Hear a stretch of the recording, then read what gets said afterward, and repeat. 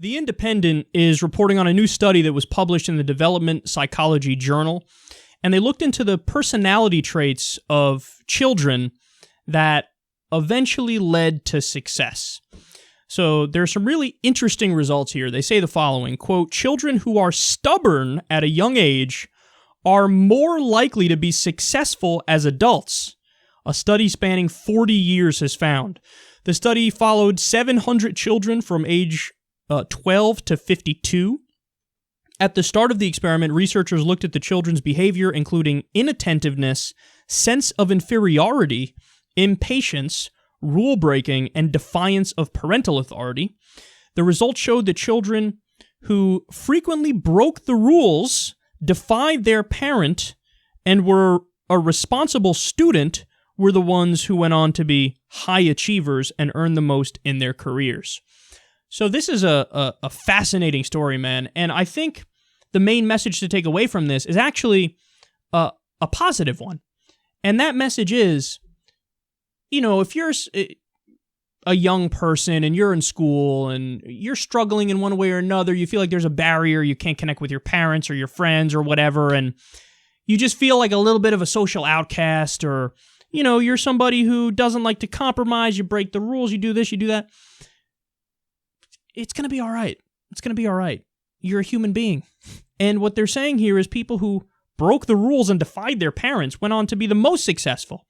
Now, they do say people who did well in school go on to be the most successful too, but even that, you know, there are plenty of people who didn't do well in school who end up being pretty successful. I mean, not to get too personal here, but, you know, I kind of coasted by in school because I didn't give a shit about what I was learning, and sometimes I had good teachers, sometimes it was bad teachers, and I would just do the minimal amount possible and get by with like B's.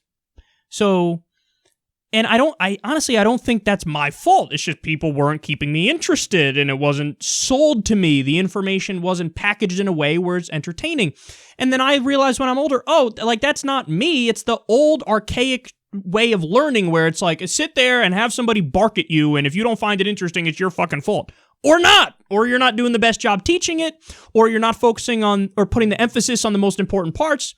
So, you know, if you defy authority, you could, of course, be successful.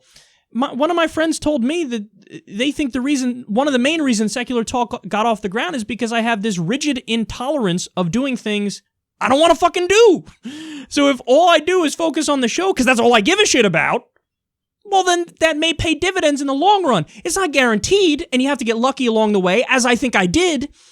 But the bottom line is, it's not the textbook way of going through life. It's not always the right way. There's 1,000,001 right ways to be successful or be happy. And in the end, isn't that all that really matters anyway? If you're true to yourself and if you're happy, even if the money doesn't necessarily come, you know, I think that probably means more than anything else.